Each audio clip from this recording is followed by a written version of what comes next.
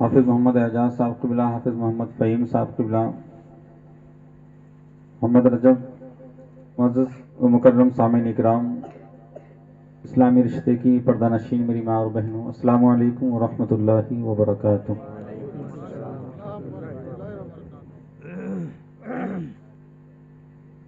الحمد للہ الذی ابدع الافلاک والارضین، والصلاة والسلام علی من کان نبیا وآدم بین الماء والطین، وعلی آلہ واصحابہ اجمعین۔ اما بعد، قال اللہ تبارک و تعالی فی القرآن المجید والفرقان الحمید، اعوذ باللہ من الشیطان الرجیم، بسم اللہ الرحمن الرحیم، انا ارسلناک شاہدا ومبشرا ونذیرا لتؤمنوا باللہ ورسولہ وتعزروه وتوقروه وتسبحوه بکرة واصیلا۔ صدق اللہ العلی العظیم وصدق رسولہ النبی الامین المعین المتین الکریم، ونحن علی ذلک لمن الشاہدین والشاکرین والحمد للہ رب العالمین۔ بلغ العلا بکمالہ، کشف الدجا بجمالہ، حسنت جمیع خصالی، صلو علیہ وآلہ۔ بکار خیش حیرانم اغثنی یا رسول اللہ، پریشانم پریشانم اغثنی یا رسول اللہ۔ ندارم جست مل جائے، ندانم جست ماوائے، تو ہی خود ساز و سامانم اغثنی یا رسول اللہ۔ شہاب کس نوازی کن، طبیب چارہ سازی کن، مریض درد عصیانم اغثنی یا رسول اللہ۔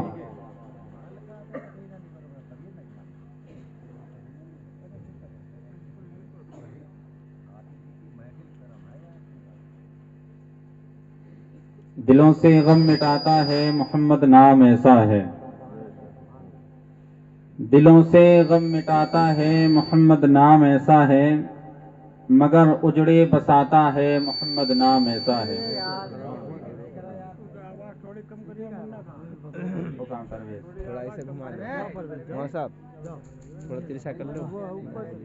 محمد نام ایسا ہے، مگر اجڑے بساتا ہے محمد نام ایسا ہے، مگر اجڑے بساتا ہے محمد نام ایسا ہے۔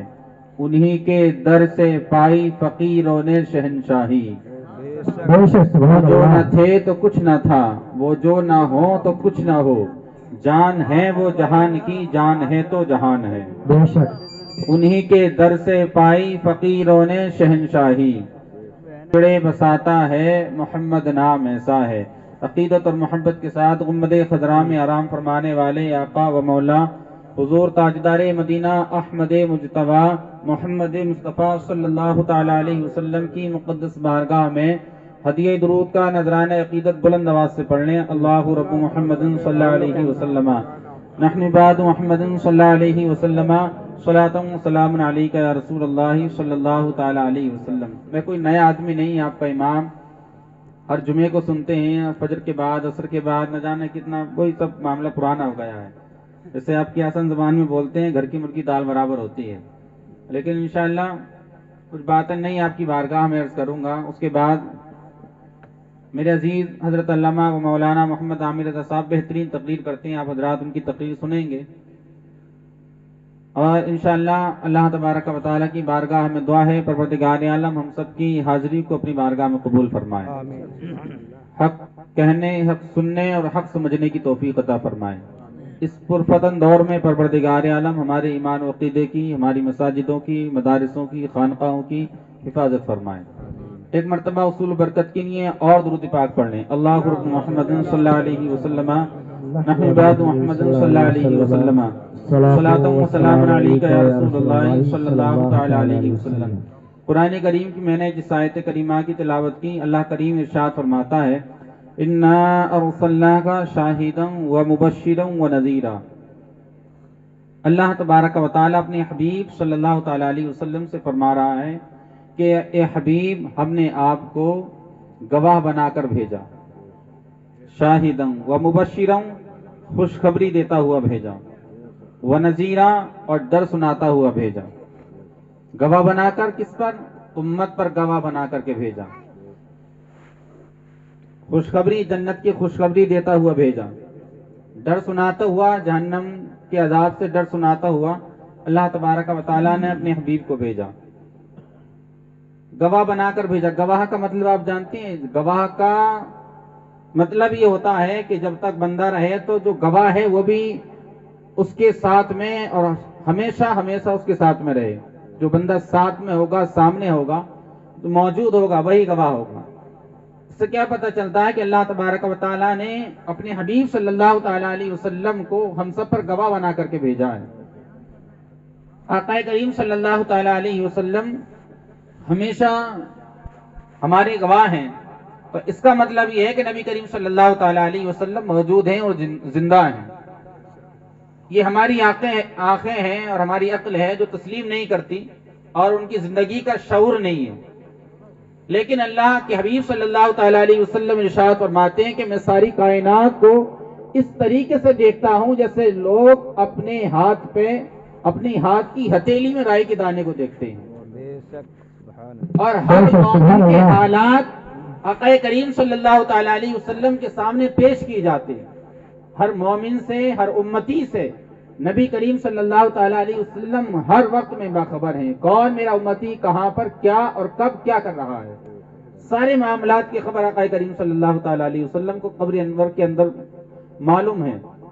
اس کے بعد میں اللہ تبارک و تعالیٰ نے ارشاد فرمایا لِتُؤْمِنُوا بِاللَّهِ، یعنی اللہ نے تو یہ کہہ دیا کہ حبیب ہم نے تمہیں ڈر سناتا ہوا بھیجا ہے، گواہ بنا کر کے بھیجا ہے، خوشخبری دے کر کے بھیجا ہے۔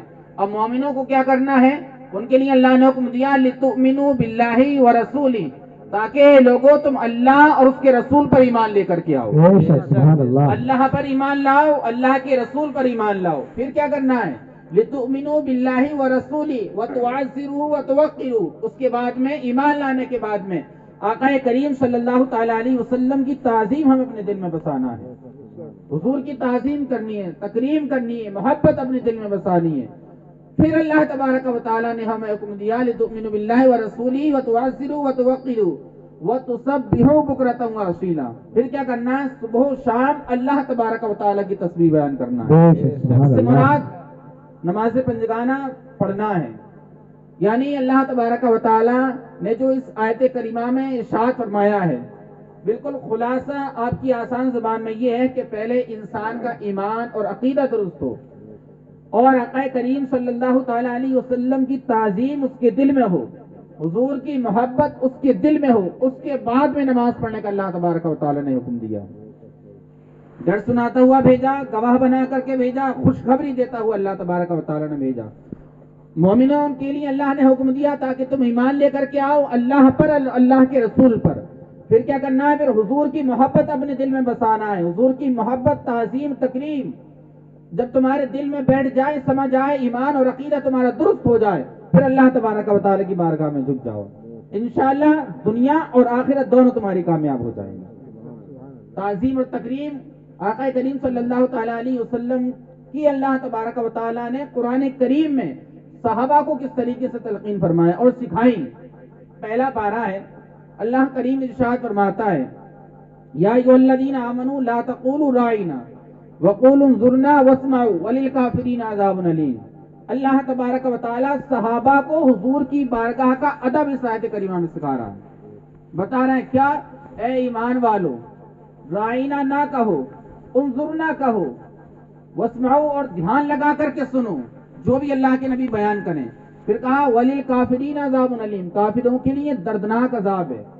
اس آیت کریمہ کا شان نزول یہ ہے کہ آقا کریم صلی اللہ تعالیٰ علیہ وسلم تشریف فرما ہوا کرتے تھے، صحابہ ارد گرد بیٹھا کرتے تھے، حضور بیان فرمایا کرتے تھے، تقریر، واعظ و نصیحت بیان کیا کرتے تھے، صحابہ سنتے تھے۔ اگر کوئی بات کسی صحابی کے سمجھ میں نہیں آتی تھی یا اس بات کو دہرانا وہ چاہتے تھے کہ حضور اس بات کو دوبارہ بتلا دیں، تو صحابہ کہتے تھے رائنا، مطلب یا رسول اللہ ہماری رعایت کیجئے اور اس بات کو دوبارہ بتلا دیجئے، جو آپ نے بیان کی ہے اس بات کو دوبارہ کہہ دیجئے۔ یہ ادب اللہ تبارک و تعالیٰ نے صحابہ کو قرآن کریم کے اندر بیان فرمایا کہ تمہیں حضور کی بارگاہ میں کس طریقے سے بولنا ہے، جس لفظ کے دو معنی ہوں، ایک ادب والا اور ایک توہین والا، ایسے لفظ بولنے سے بھی اللہ تبارک و تعالیٰ نے حضور کی بارگاہ منع فرما دیا۔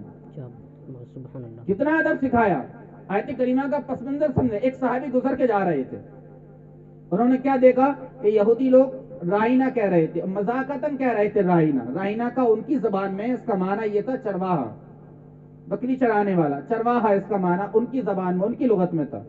اور جو صحابی گزر کے جا رہے تھے ان کی زبان, ان کی لغت سمجھتے تھے. دل میں بڑی تکلیف ہوئی.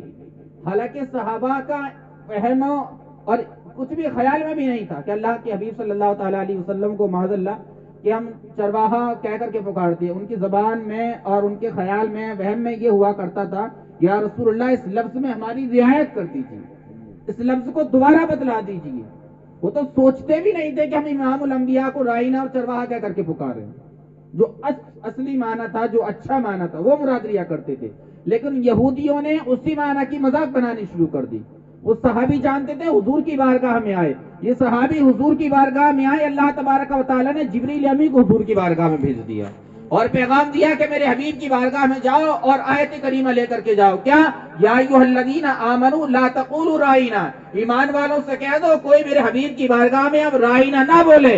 یا رسول اللہ اب ہم کیا بولیں؟ اللہ کے حبیب نے کہا کہ اللہ ارشاد فرما رہا ہے اب تم بولو انظرنا, یعنی یا رسول اللہ ہمارے اوپر نظر کرم کر دیجئے, یہ لفظ ہمیں دوبارہ بتلا دیجئے.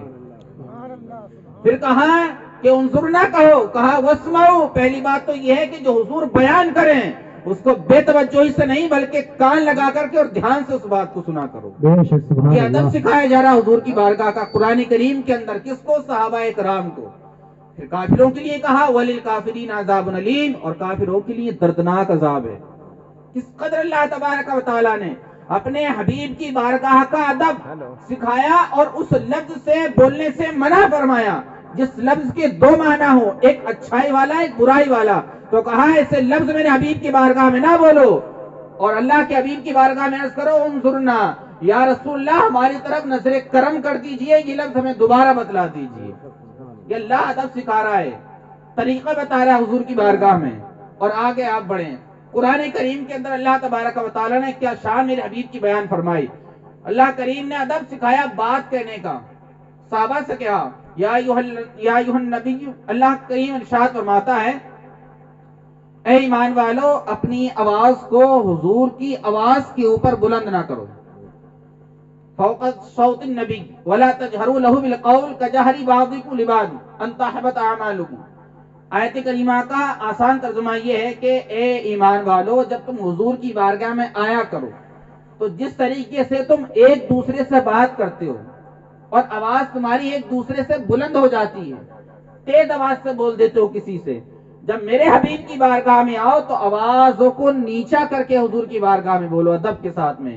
حضور کی آواز سے اوپر بھی تمہاری آواز نہیں ہونی چاہیے. کیا ہوگا؟